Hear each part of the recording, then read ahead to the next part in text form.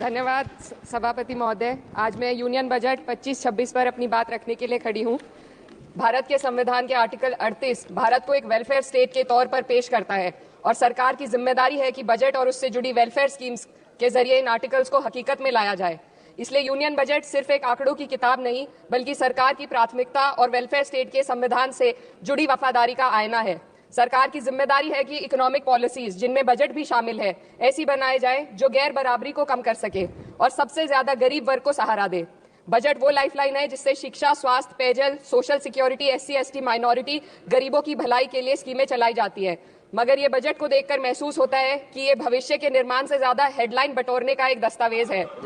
इससे सबसे ज्यादा प्रभावित होने वाली वही लोग पीछे छूट रहे हैं जिन्हें सरकार के सहारे की सबसे ज्यादा जरूरत थी।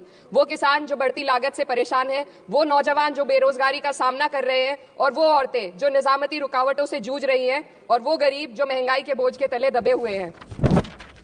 This government is proudly marketing the income tax exemption of 12 lakhs. But the question is, how many Indians even earn that much to benefit from it? Only 2.2% of Indian population pays direct taxes, whereas no relief has been given in regards to indirect taxes, the burden of which falls on everyone, especially the poor and weaker section of the society. This clearly shows that this is not an inclusive budget. GST की ऊंची दरों ने आम आदमी की कमर तोड़ दी है। जरूरत इस बात की है कि खाद्य सामग्री, दवा, स्कूल की किताबें और जरूरत की चीजों पर टैक्स कम किया जाए। पेट्रोल, डीजल पर टैक्स कम करने की कोई कोशिश नहीं हुई, जिसका सीधा असर हर नागरिक पर पड़ता है। आर्टिकल 41 कहता है कि सरकार को ये कोशिश करनी चाहिए कि वो अपनी इकोनॉमिक हालात और रिसोर्सेज के हिसाब से लोगों को रोजगार दे। इस बजट ने बेरोजगारी दूर करने की दिशा में कोई ठोस उपाय नहीं दिया है। नई नौकरियों की बात तो छोड़िए, जो पहले से थी वो भी खत्म होती जा रही हैं। स्किल डेवलपमेंट प्रोग्राम के नाम पर करोड़ों खर्च किए जा रहे हैं, मगर सवाल ये है कि ट्रेनिंग लेने के बाद कितने नौजवानों को असल में नौकरी मिल रही है। सरकार के पास इसका भी कोई आंकड़ा नहीं है। सरकारी विभागों में लाखों पद खाली हैं, मगर भर्ती का कोई प्लान नहीं है। आर्टिकल 45, जिसके द्वारा सरकार की जिम्मेदारी है कि हर बच्चे को 6 साल की उम्र तक फ्री और जरूरी तालीम मिले ताकि उनका बुनियादी तालीमी डेवलपमेंट सही से हो सके, जिसको संसद ने शिक्षा का अधिकार अधिनियम बनाकर और भी मजबूती दी थी, परंतु इसकी जमीनी हालत क्या है वो किसी से छुपी नहीं है। नगरीय क्षेत्रों में सरकारी स्कूलों में शिक्षक न होने की वजह से स्कूल बंद हो रहे हैं तथा दूरस्थ ग्रामीण क्षेत्र के स्कूलों में टीचर ही नहीं पहुंच पा रहे हैं। सरकार कह रही है कि डिजिटल इंडिया और AI से तालीम का इंतजाम होगा, मगर जरा जमीन पर देखिए, उत्तर प्रदेश में सिर्फ 22% सरकारी स्कूलों में कंप्यूटर है। मेरे संसदीय क्षेत्र कैराना में कई सरकारी स्कूल शिक्षक ना होने की वजह से बंद हैं और मदरसा एजुकेशन के बजट में 57% की कटौती कर दी गई है। क्या यही सबका साथ सबका विकास है? इसी तर्ज पर अस्पताल हैं जहां पर डॉक्टर नहीं है। आर्टिकल 47 अच्छी सेहत और जिंदगी के स्टैंडर्ड को बेहतर बनाने की आवश्यकता पर जोर देता है। राज्य की जिम्मेदारी है कि लोगों की सेहत और उनके वेलबींग को बेहतर करने के लिए जरूरी कदम उठाए, लेकिन हकीकत यह है कि इस बजट का सिर्फ 2% ही आम जनता तक पहुंच पाता है। शामली जिले में 84 डॉक्टर की पोस्ट स्वीकृत है, मगर सिर्फ 29 डॉक्टर काम कर रहे हैं और गायनोकोलॉजिस्ट मात्र 1 है। दवाइयों की कीमतें बढ़ती जा रही हैं, मगर गरीबों के लिए कोई राहत नहीं है। सरकार ने महिलाओं के लिए बजट बढ़ाने का दावा किया, मगर 81% इसका बजट सिर्फ पोषण योजनाओं में डाला गया है। महिलाओं के रोजगार, उनके इकोनॉमिक इंडिपेंडेंस और सुरक्षा के लिए कोई ठोस योजना नहीं बनाई है। बेटी बचाओ बेटी पढ़ाओ का बजट घटा दिया गया, जिससे साफ है कि ये सिर्फ नारेबाजी थी और कुछ नहीं। किसानों की बदहाली हम सबके सामने है, लगातार चलती आ रही है। 2016 में कहा गया था कि 2022 तक किसानों की आमदनी दोगुनी होगी, मगर 2025 आ गया और MSP पर कोई ठोस गारंटी आज भी दी नहीं गई है। गन्ना किसानों का बकाया अब तक नहीं मिल पा रहा है, और तो और उत्तर प्रदेश में अभी तक गन्ना मूल्य भी तय नहीं किया गया है। DAP, यूरिया और खाद की कमी से परेशान किसान आज भी सड़क पर प्रदर्शन कर रहे हैं। मजदूरों के लिए जो सबसे बड़ी योजना मनरेगा थी, सरकार कहती है कि मनरेगा ग्रामीण भारत की रीढ़ है, मगर बजट में कोई भी बढ़ोतरी नहीं मिलना बहुत शर्मसार है। औसतन 44 दिन का ही रोजगार मिल रहा है, जबकि स्कीम 100 दिन की गारंटी की होती है। भारतीय रेलवे देश के लोगों की जीवन रेखा है और इसी से यहाँ के लोगों की आर्थिक एवं सामाजिक जिंदगी चल रही है।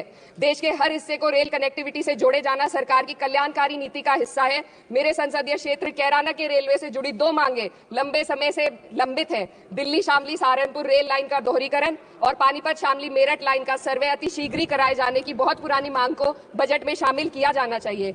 देश भर में बिजली की दरें बेहद असमान है। उत्तर प्रदेश में ये दरें बहुत ज्यादा हैं। देश भर में एक समान बिजली दरें लागू करने का प्रावधान किया जाए। रिवैम्प योजना में हर घर तक बिजली पहुंचाने के लिए LT लाइन बनाने का प्रावधान भी जोड़ा जाए। कृषि उपकरणों व खाद DAP को GST से मुक्त किया जाए। किसानों की एमएसपी की मांग को पूरा करने के साथ साथ उत्तर प्रदेश के किसानों को गन्ना मूल्य निर्धारण पिछले वर्ष से बढ़ाकर किया जाना बेहद जरूरी है। जनपद शामली व मुजफ्फरनगर को एनसीआर में तो शामिल किया गया है, परंतु वहां पर कोई विकास नहीं हुआ तथा उसको कोई भी लाभ नहीं मिला है। वहां के लोग सिर्फ प्रदूषण के बाध्यकारी नियमों से परेशान हैं, इसलिए दोनों जनपदों को एनसीआर की सीमा से बाहर किया जाना चाहिए। मेरे संसदीय क्षेत्र में मैं कुछ चीजें बजट स्पीच में ऐड करना चाहती हूँ। एक, ट्रॉमा सेंटर और जिला अस्पताल के अपग्रेडेशन की भी मांग है। जनपद शामली और सहारनपुर में एक महिला डिग्री कॉलेज खोला जाए। कैराना में, सर जस्ट कंक्लूडिंग, यमुना नदी के घाट पर सौंदर्य कार्य का भी कार्य जोड़ा जाए। जनपद शामली में टेक्सटाइल पार्क की स्थापना की जाए और जो संसद निधि है, सांसदों को केवल 5 करोड़ रुपए दिए जाते हैं और एमएलए, उत्तर प्रदेश के एमएलए को भी 5 करोड़ दिए जाते हैं। हमारी मांग है या तो इसे बढ़ाकर 25 करोड़ किया जाए या फिर सिरे से खारिज किया जाए। The union budget was an opportunity to address the pressing, sir, just 1 minute. Please, 2 more speakers are in your party. Sir, just pressing concern of India's citizen, rising unemployment, soaring inflation, crumbling public services and deepening rural distress. Yet, instead of offering real solution, the government has focused on optics and half measures. While tax relief for the middle class is welcome, it does nothing for the millions who earn too little to benefit from it. Education remains underfunded, rural employment stagnates, and farmers continue to struggle without meaningful support. The delays in conducting the census and caste census further exposes the government's disregard for data-driven policy making and social justice. India needs a budget that prioritizes its people, not just its economic headlines. A budget that invests in human capital, strengthens social security, and ensures dignity and stability for all. But what we have instead is another missed opportunity, one that fails the poor, the youth, the farmers, and the women of this country. Budget प्रस्ताव पर अपने विरोध को मैं 2 पंक्तियों में आपके सामने रखना चाहूंगी। बेदम हुए बीमार दवा क्यों नहीं देते? बेदम हुए बीमार दवा क्यों नहीं देते? तुम अच्छे मसीहा हो, शिफा क्यों नहीं देते? मिट जाएगी मखलूक तो इंसाफ करोगे, मुंसिफ हो तो हश्र उठा क्यों नहीं देते?